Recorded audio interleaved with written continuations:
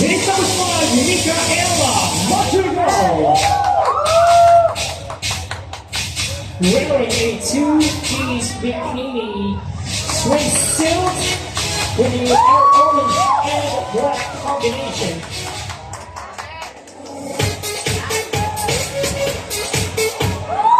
Team number 5.